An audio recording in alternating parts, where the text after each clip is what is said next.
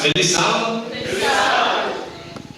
Que bom estarmos na casa de Deus. Sábado, um dia especial. Eu quero estender as nossas mais cordiais boas-vindas a todos vocês que puderam se fazer presente nesse dia para estarmos aqui, para juntos adorarmos e engrandecermos o nome desse nosso Deus. Amém. Especialmente as visitas que estão que possam estar em nosso meio. Não conheço todos, mas sintam-se bem-vindos aqui e que as bênçãos de Deus possam ser sentidas na sua vida também. O salmista em Salmo 122, versículo 1, ele diz: alegrei-me quando me disseram, vamos à casa do Senhor. E hoje é um dia que nós precisamos sentir essa alegria, precisamos expressar essa alegria, mas muitas vezes existem preocupações, ansiedades que carregamos, e aí discutimos um pouco sobre isso na escola sabatina, de que nós precisamos depositar aos pés de Jesus, lançando sobre Ele toda a nossa ansiedade, porque Ele tem cuidado de nós. O meu desejo é a oração, que no final desse sábado você possa sentir um sábado diferente na sua vida, um divisor de águas no seu jornada cristão, e que possamos ser pessoas transformadas pelo Espírito de Deus em nossa vida. Hoje nós celebramos 172 anos do grande desapontamento de 1844. Pode ser estranho, né? Celebrar o desapontamento. Por que isso? Porque a Igreja Adventista do Sétimo Dia é fruto deste pequeno movimento que se iniciou após este grande desapontamento, e hoje esta igreja tem levado a mensagem de Deus a todos os cantos deste mundo, cumprindo a profecia de Apocalipse 14, as 3 mensagens angélicas, de que essa mensagem seria pregada a toda a nação, língua, tribo e povo. E aí está a Igreja Adventista com essa missão. Hoje nós temos a oportunidade de descobrirmos um pouco mais dessa história e responder à pergunta: Deus tem uma igreja verdadeira? O tema que nós iremos considerar nesta manhã é a igreja verdadeira. E se Deus tem uma igreja verdadeira, eu farei uma outra pergunta: se tem, seria esta a Igreja Adventista do Sétimo Dia? Pensemos nisso ao analisarmos o estudo que teremos nessa manhã. Antes, porém, feche os seus olhos e vamos elevar uma prece de oração ao nosso Deus. Senhor, nosso Deus, nosso Pai que estás nos céus, nós estamos aqui reunidos para adorar o teu santo nome, porque somente tu és digno de toda honra, glória e poder. Senhor, pedimos que neste momento o teu Santo Espírito se faça presente, abrindo a nossa mente, o nosso entendimento, para que ao estudarmos a tua palavra, podemos aprender a mensagem que o Senhor quer nos ensinar. Que ao sairmos daqui, possamos sair com os nossos corações transbordando de alegria e com a nossa vida transformada por tua palavra. São bênçãos que nós pedimos e agradecemos em Cristo Jesus, nosso Salvador. Amém. Amém. Eu tenho um vídeo que eu gostaria de apresentar para vocês, de que vai nos orientar um pouco o estudo que nós teremos. Por favor. La mayor parte de los habitantes del planeta se declaran creyentes. Esto debería provocar un diálogo entre las religiones. No debemos dejar de orar por él y colaborar con quienes piensan distinto. Confío en Buda. Creo en Dios. Creo en Jesucristo. Creo en Dios, Alá. Muchos piensan distinto, sienten distinto, buscan a Dios o encuentran a Dios de diversa manera. En esta multitud, en este abanico de religiones, hay una sola certeza que tenemos para todos. Todos somos hijos de Dios. Creo en el amor.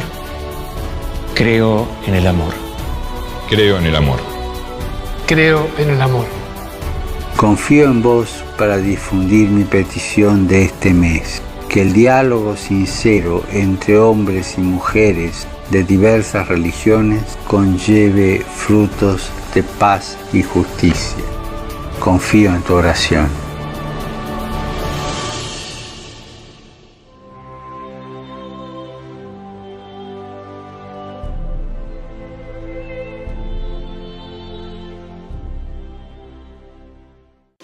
Existe um grande ditado por aí que diz que todos os caminhos levam a Roma. E será que esse ditado é verdade? Será que todos os caminhos levam a Roma? Nós podemos escutar o Papa aí dizendo uma grande verdade. Podem acreditar. Todos são filhos de Deus. Deus criou a todos nós. Mas, muito mais do que isso, nós precisamos entender e compreender de que, apesar de sermos filhos de Deus, nem todos estaremos o quê? Salvos. Nem todos serão salvos. Por quê? Porque Deus respeita o livre-arbítrio. Agora, se existe um grupo de pessoas que serão salvos, será que eu posso encontrar uma igreja de que me ensina este caminho? Será que no mundo existe uma igreja verdadeira escolhida por Deus? Eu fiz uma busca na internet, ali encontrei um site de que fala de que existe no mundo cerca de mais de 3.000 denominações. Ok? Mais de 3.000. Outros dizem 30.000 e por aí afora. Mas não importa a quantidade. A pergunta que eu tenho é a seguinte: dentro dessas 3.000 ou 30.000, como encontrar a igreja verdadeira? Ou será que existe apenas uma igreja verdadeira? Ou será que existem várias outras igrejas que conduzem a Cristo também? No vídeo fica meio implícito de que não importa o caminho que você está tomando, ao final dele você vai chegar no mesmo lugar. Será que é isso que nos ensina a palavra de Deus? Eu gostaria que nós analisássemos isto que a Bíblia nos ensina. E o primeiro texto que eu tenho para nós encontra-se no livro de João, no capítulo 8, versículo 32. E nessa passagem nós encontramos bem claro de que a Bíblia, ela diz o seguinte, João 8, 32: e conhecereis a verdade, e a verdade vos libertará. Nós seremos libertos por conhecer uma verdade. Essa verdade nos conduzirá a uma vida eterna. Essa verdade nos conduzirá a conhecer um Salvador eterno. Existe sim uma verdade, e nós podemos comprovar isto. Quem é essa verdade? Se você correr algumas páginas na sua Bíblia, no capítulo 14 do mesmo livro, o versículo 6, podemos ver de uma maneira mais clara e sucinta de que Jesus ali, ele mesmo diz: eu sou o caminho, a verdade e a vida. Ninguém vem ao Pai senão por mim. Está claro para nós de que não é de qualquer maneira, não é em qualquer lugar. Deus estabeleceu um plano para que nós possamos ter uma vida eterna. Deus estabeleceu uma maneira para que nós possamos nos livrarmos desta vida pecaminosa. E o caminho é Jesus Cristo. E é esta a mensagem que deve ser proclamada, é esta mensagem que deve ser pregada. Além disso, o que mais é a verdade? Se você abrir a sua Bíblia, um versículo bastante conhecido de todos nós, Salmo 119, versículo 105, ali diz o seguinte: lâmpada para os meus pés é a tua palavra e luz para os meus caminhos. Sim, a palavra de Deus, ela é luz. E se olharmos no mundo, das diferentes denominações que aí existem, estão estas denominações buscando da fonte pura da palavra de Deus? Estão seguindo o que a Bíblia nos ensina que devemos seguir?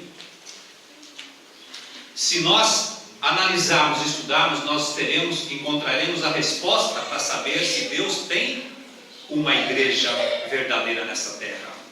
Ainda no Salmos, no capítulo 119, versículo 30, o salmista diz o seguinte: escolhi o caminho da verdade, propus-me a seguir os teus juízos. E mais um texto ainda, para que isso fique bem claro para nós, em São João capítulo 16, o versículo 13, Mas quando vier aquele Espírito de verdade, ele vos guiará em toda a verdade, porque não falará de si mesmo, mas dirá tudo o que tiver ouvido e vos anunciará o que há de vir. Este é o caminho que deve ser anunciado. Este é o caminho que deve ser pregado. Este é o caminho que nós devemos seguir. Nós não temos tempo para dissecarmos outras passagens aonde nos mostra sobre essa verdade que encontramos na palavra de Deus. Mas eu creio que esses textos são importantes. Com isso em mente, eu creio que nós podemos responder à pergunta de que Deus tem uma igreja verdadeira? Sim ou não? É o que estamos buscando. Mas antes de responder sobre a igreja verdadeira, o que é igreja? É um templo? São as pessoas, não é mesmo? Nós aqui estamos no local de que não é um prédio como uma igreja, mas por estarmos reunidos, nós formamos esta igreja. E como eu posso saber se esta igreja ela é verdadeira ou ela não é verdadeira? A Bíblia nos ensina a maneira pela qual nós podemos identificar se um profeta ele é verdadeiro ou ele é falso. E a mesma coisa nós podemos aplicar para a igreja, para identificar se esta igreja ela é verdadeira ou ela é falsa. Querem ver alguns exemplos para que nós possamos identificar? Se você abrir a sua Bíblia em Isaías capítulo 8, o versículo 20. O profeta Isaías aí, ele nos mostra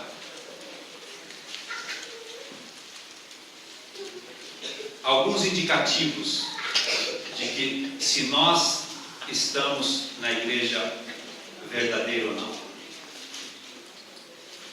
Isaías 8:20 diz: a lei e ao testemunho, se eles não falarem segundo esta palavra, é porque não há luz neles.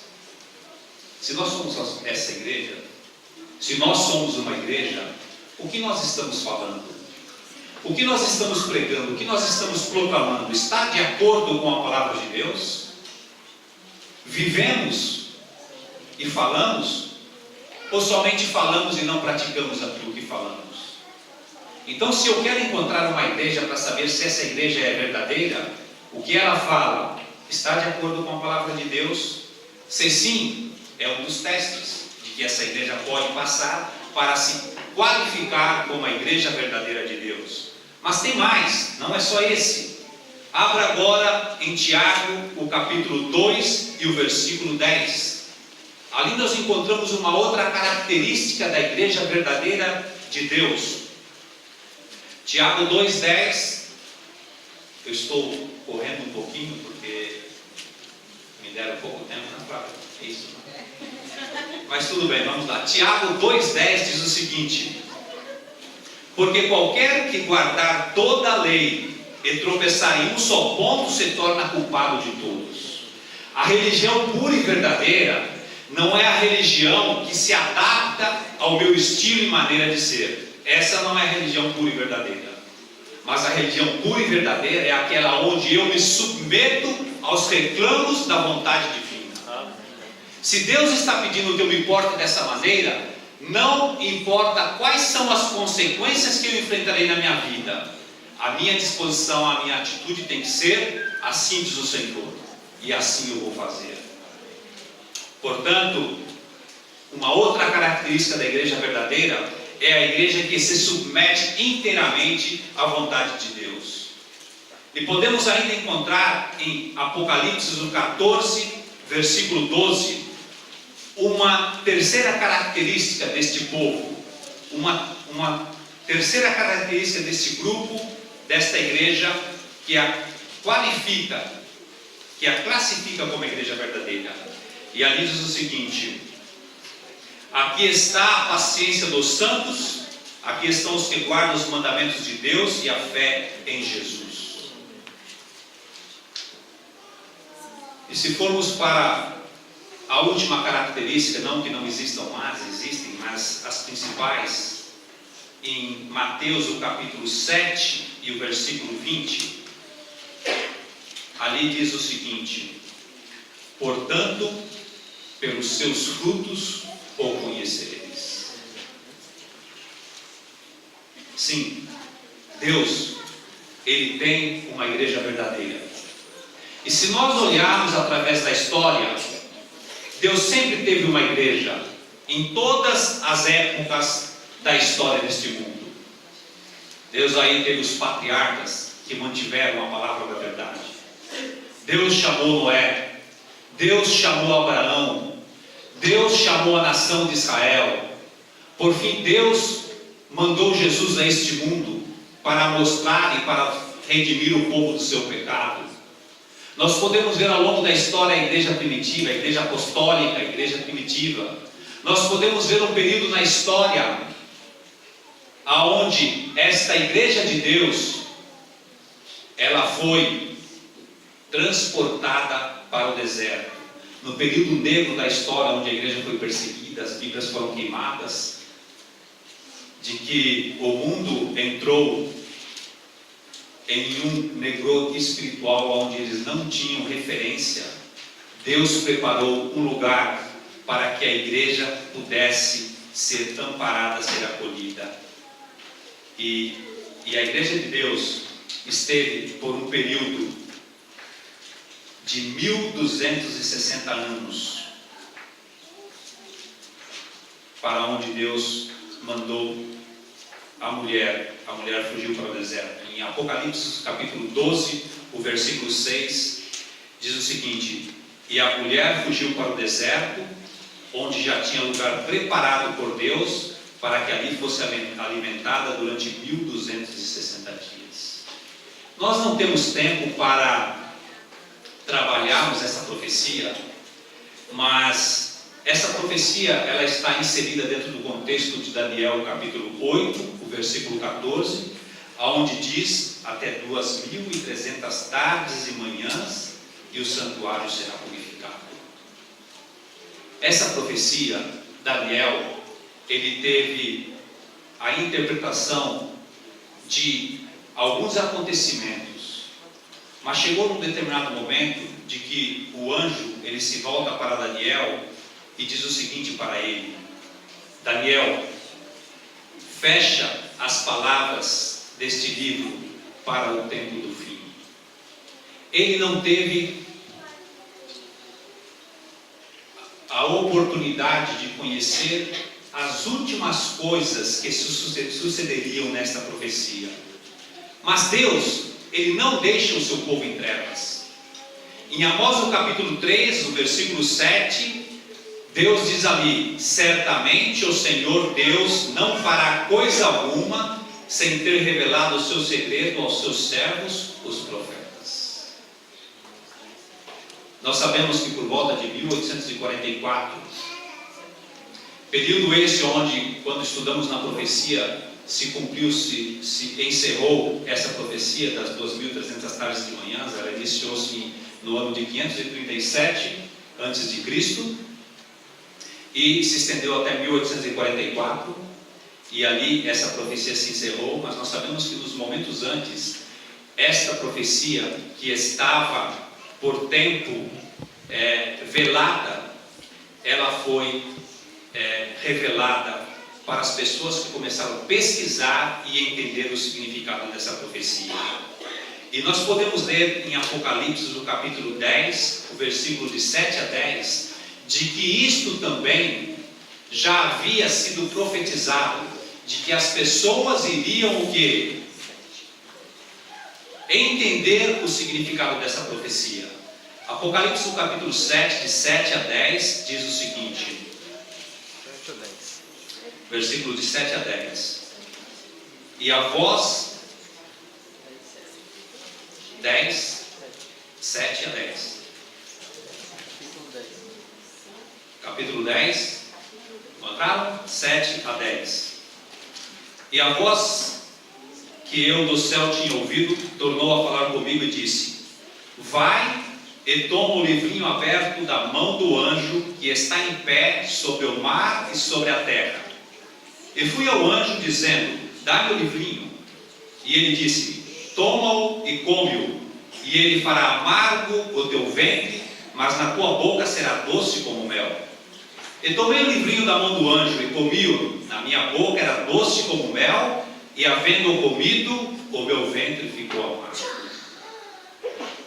Aí está a revelação daquela profecia que Daniel não conseguia entender, e ele quis entender, e o anjo disse para ele: olha, sela, porque esta profecia está para o fim do tempo.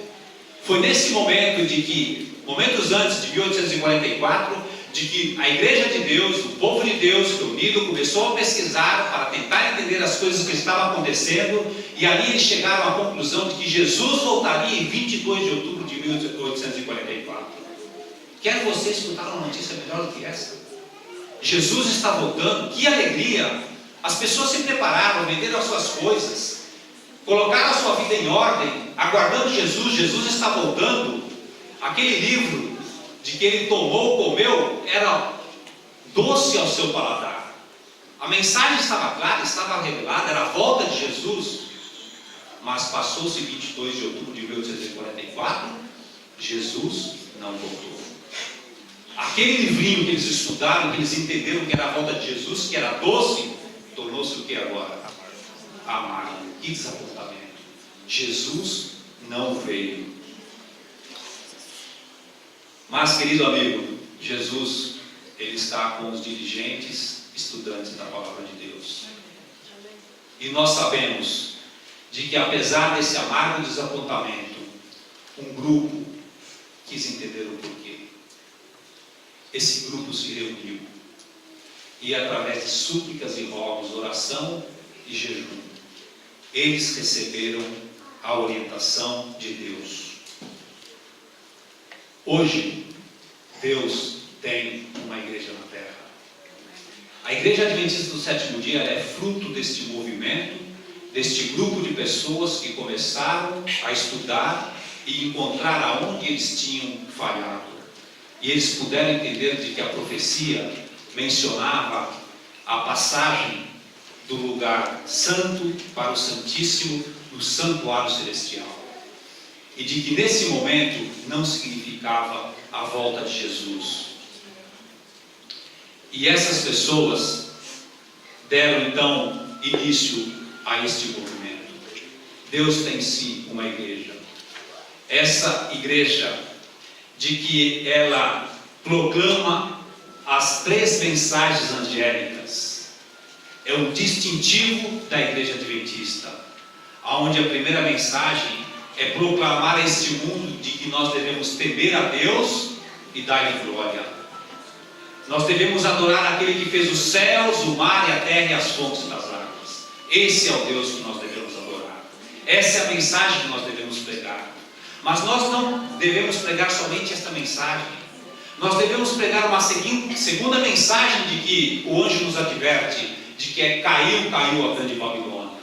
Falar o que é bonito para as pessoas é fácil, mas repreender e chamar o pecado pelo nome é difícil. Mas nós precisamos de levar essa mensagem também.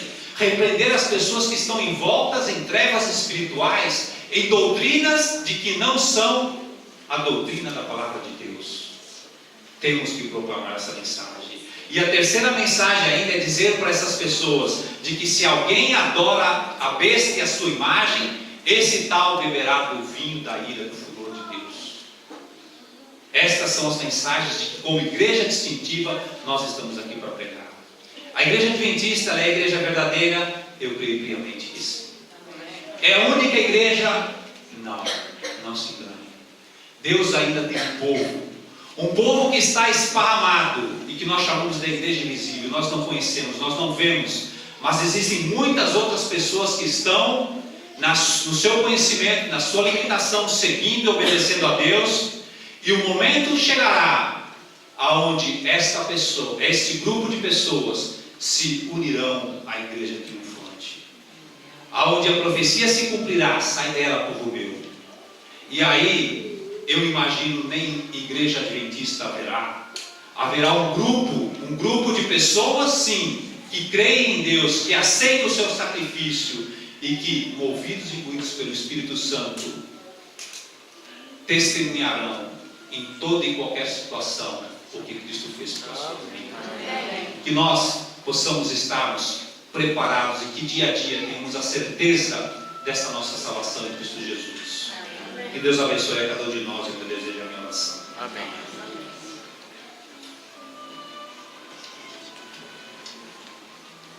Bom dia, Sr. Miller, como está? Olha, vim aqui especialmente parabenizá-lo pela mensagem que escutei em minha cabana em Boston. Estou impressionado e realmente eu quero dizer que eu quero viver de acordo com essa mensagem das 2.300 tardes e manhãs proféticas e sobre a volta de Jesus Cristo. Só há um caminho, Sr. Miller. Jesus mesmo disse: eu sou o caminho, a verdade e a vida. E é esta mensagem que eu quero pregar a toda a minha família e todas as pessoas. E realmente estar disponibilizado e ser um colaborador de Deus para a sua grande obra. E o que é que está a fazer para isso? Sr. Miller, eu só não entendo porque é que esta mensagem tão importante ainda não chegou às grandes cidades e aos grandes centros. É que eu ainda não fui convidado para pregar nas igrejas. Você ainda não me convidou para pregar na sua igreja também. Olha, eu tenho que pregar, esta mensagem tem que ir a todo mundo, na Europa, na América e todo mundo. Exatamente. Então se prepare, Sr. Miller, para a grande campanha. Pois eu mesmo já escrevi um artigo na revista Sinais dos Tempos. Eu tenho certeza que com Deus esta mensagem, grandes portas irão se abrir para todas as cidades e os grandes países. Muito obrigado. Assim seja, A mensagem de Guilherme Miller de que Cristo voltaria à Terra precisamente no dia 22 de outubro de 1844, com base na profecia de Daniel 8:14, até 2.300 tardes e manhãs o santuário seria purificado, teve repercussão quase universal com o apoio do pregador José Raines e outros importantes colaboradores. Todos os preparativos foram feitos. Pregações de eloquentes sermões, distribuição de folhetos, realização de reuniões campais, tudo dava clara evidência de que o fim havia chegado. Nesse dia, cerca de 10.000 crentes esperavam ansiosamente até alta madrugada. O dia findou, mas nada aconteceu. Jesus não veio. Das cinzas da decepção e do desânimo se ergue um pequeno grupo de homens e mulheres piedosos, estudando a palavra de Deus com jejum e oração. Entre eles estava Iron Edson, que ao cruzar um campo de milho próximo à sua fazenda, se deteve por alguns instantes em profundas reflexões, quando lhe pareceu ver o santuário celestial, quando Cristo saía do lugar santo para o lugar santíssimo, ou o santo dos santos. Não, Edson, o que aconteceu? Por que você não tem? Irmão Rose, Deus atendeu a súplica que lhe dirigimos esta manhã. E Ele me mostrou o santuário a ser purificado, descrito em Daniel 8:14, não é na terra e nem na igreja, é o santuário celestial.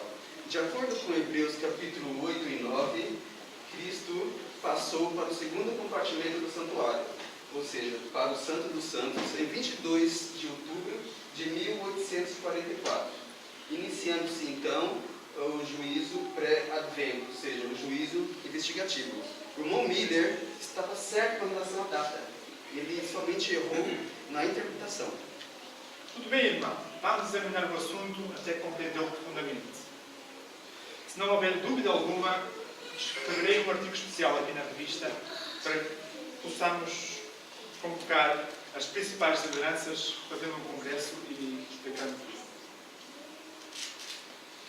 Foi assim que Iron Edson, homem simples, carente de erudição teológica, logrou fornecer de Deus, desvendar o enigma profético relacionado com a amarga decepção de 22 de outubro de 1844. Uma reunião memorável foi celebrada em sua casa, a fim de esclarecer ao grupo disperso a sua visão a respeito do santuário. Pela vez, eu vos convoco para uma reunião, já que na primeira o nosso irmão Tiago White não pôde estar presente. O objetivo da mesma é relatar o fato que Deus me revelou nas primeiras horas do dia 23 de outubro. Vi claramente que Cristo, nosso sumo sacerdote, em vez de ele sair do lugar santo para vir à terra buscar a sua igreja, como nós estávamos esperando, ele saiu do lugar santo para o lugar santíssimo e hoje encontra-se à direita de Deus, ministrando em nosso favor. Irmãos, eu acredito plenamente na visão que o irmão Iron teve acerca do santuário. Eu e o irmão Edson e Tiago White, por algum tempo estudando a profecia e alguns tópicos proféticos sobre o santuário, nós chegamos à seguinte conclusão, que houve um erro na contagem do tempo para que nós pudéssemos examinar mais profundamente essa visão e não só. Também chegamos à seguinte conclusão, que o sábado, referente a Isaías 66:23, será o dia de repouso universal na nova terra. Concordo com a mensagem trazida pelo nosso irmão Iron, do santuário, e como o nosso irmão José Bentes falou, já estudamos e verificamos a mensagem a doutrina do santuário. E sem dúvida nenhuma, a discussão estava prevista. Mas Cristo deseja que continuemos a pregar a sua volta. A mensagem é a mesma. Temei a Deus e dê-lhe glória, porque é vindo a hora do seu juízo. Agora a irmã Anderson nos dará um testemunho. Queridos irmãos, após a grande decepção, chorei compulsivamente. A tristeza era muita, quase desfalecia. No entanto, o Senhor fez com que eu tivesse um sonho maravilhoso. Ele fez com que eu visse Jesus vindo nas nuvens, com milhares de anjos ao seu redor, claro, como um rei.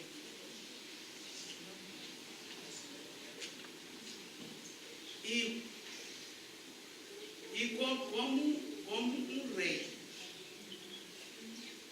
ele vinha sob uma nuvem branca, com milhares de anjos ao seu redor. Na sua mão direita tinha algo como uma foice afiada. Houve destruição, muita destruição e morte por toda a parte. No entanto, observei e vi um grupo de pessoas com marcas na sua fronte.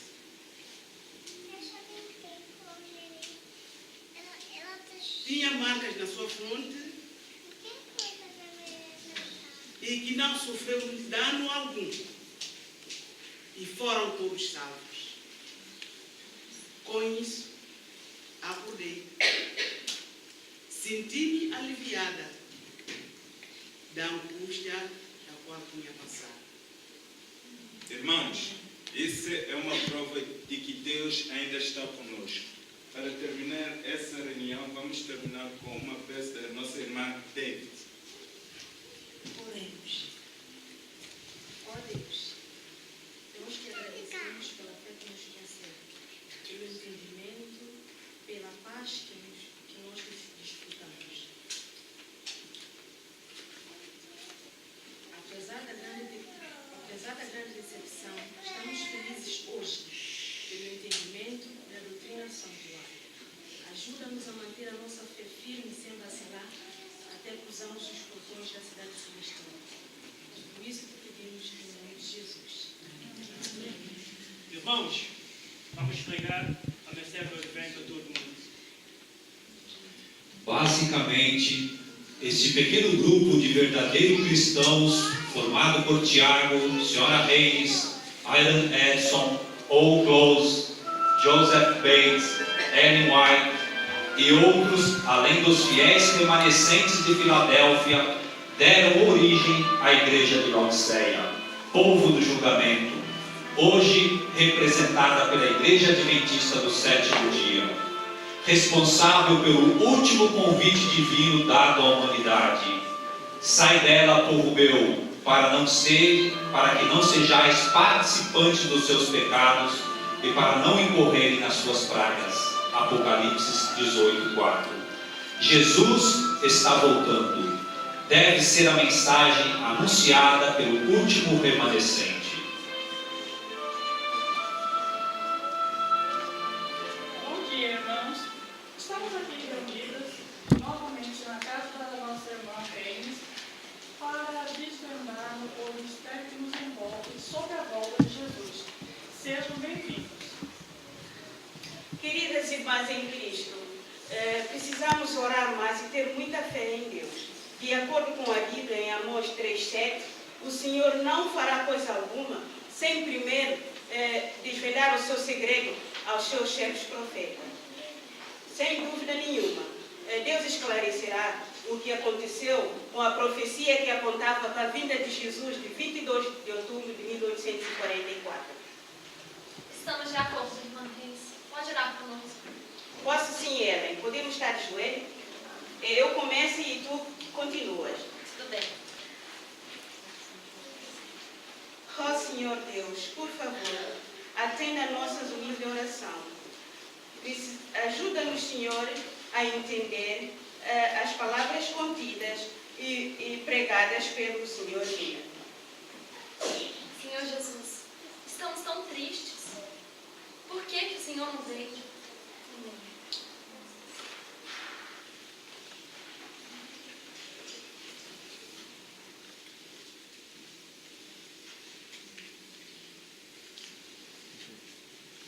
Ellen, por que se ajoelhada? Vamos, levanta. Teremos que seguir com o estudo do santuário apresentado pelo irmão Aaron Edson. Irmãos, Deus me mostrou em uma visão de que não estamos sozinhas apesar do grande desapontamento. Parecia estar eu, cercada por uma fonte de luz, e estávamos subindo mais e mais alto da terra.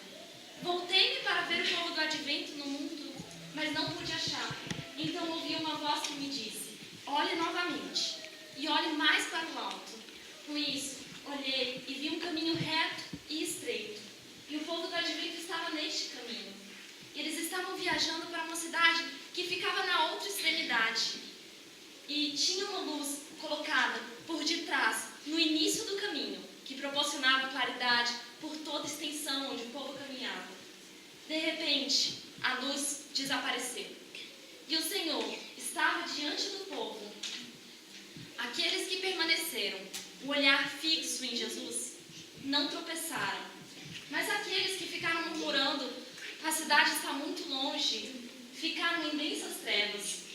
Caíram em um mundo tenebroso e ímpio. Neste momento, ouvimos a voz de Deus, semelhante a muitas águas. Ele nos anunciou o dia e a hora do juízo final. Oi, Luzinha, você está sendo usada por Deus. Pelo que eu entendi, o Espírito Santo continua iluminando seu povo, o que anda para a parte celestial. Vamos anunciar ao mundo a mensagem da segunda vinda de Jesus e a hora do juízo final. Amém.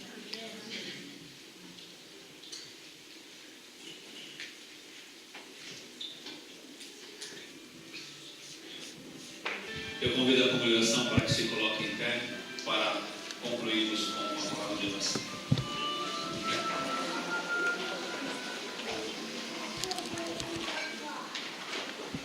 Senhor, nosso Deus, nosso Pai que estás nos céus, santificado seja o teu nome.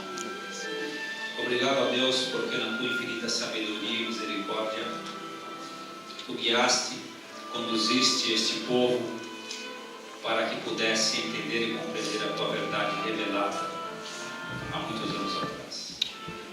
Senhor Jesus, nós estamos aqui pedindo que o teu Santo Espírito possa tocar nossos corações, nos dando sabedoria, nos dando determinação para que possamos seguir nesse caminho estreito, este caminho que nos conduz à salvação, mas que também possamos, ó Deus, cumprir com a missão de continuar pregando sobre a volta de Jesus. Sabemos que os sinais nos apontam para a tua breve vinda a esta terra, e nós queremos fazer parte deste grupo. Nos abençoe, ó Deus. Nos dê o restante de sábado feliz, nos acompanhe e nos guarde. São bênçãos que nós lhe pedimos e agradecemos. Em Cristo Jesus, nosso Salvador. Amém.